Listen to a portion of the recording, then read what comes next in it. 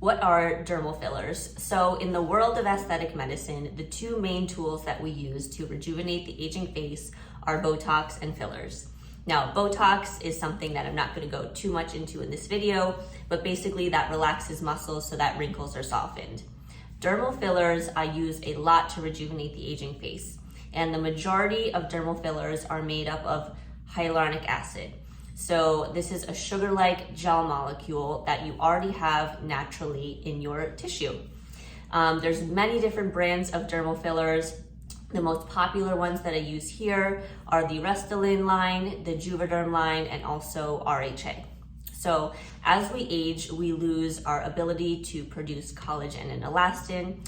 Every year that we age, we lose more and more and our skin gets thinner. And we also lose deep fat in the face, we lose muscle, and we even lose bone. So some of these things we have absolutely no control over. It's just part of the aging process. No matter how healthy you are, no matter what kind of a good skincare routine you have, it doesn't necessarily prevent aging from happening. So I love to use dermal fillers in small aliquots just to replace the volume that you have already lost. So it's a very natural look. We're not overfilling, we're just replacing what you've lost with aging. So what is the procedure like for having fillers done? Well, it's actually pretty simple. But the first part is talking to you and deciding what areas bother you and what areas are possible to be improved upon using filler. Then I'll choose a very specific filler based on the area of the face that we're treating. So there's different brands of filler, and then there's different consistencies, ranging from very thin to very thick in essence.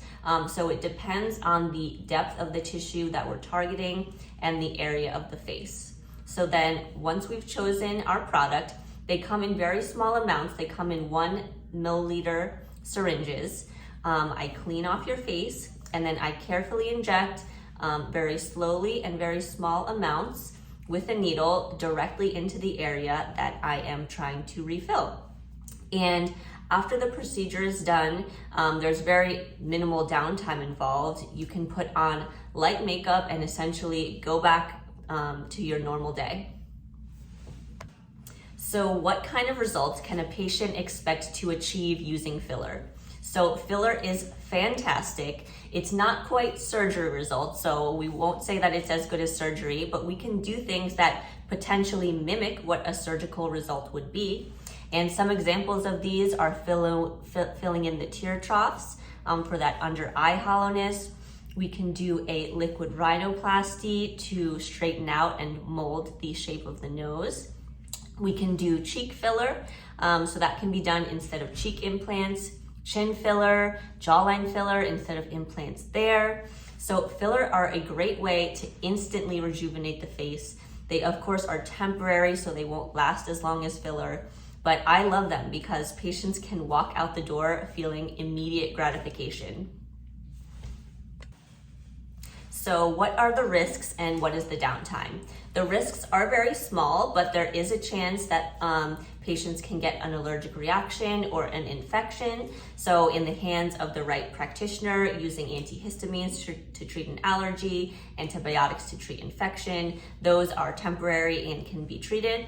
Additionally, one of the biggest risks, of course, is if a filler is injected in a blood vessel. If that does happen, similarly, in the hands of the right injector, we do have an enzyme called hyaluronidase, which instantly dissolves that filler and it takes it away. The downtime is very minimal. I tell patients maybe a few days. There's potential bruising and potential swelling, but that's temporary. If you ice and take it easy, the downtime is very minimal and it's well worth it for the long-lasting results.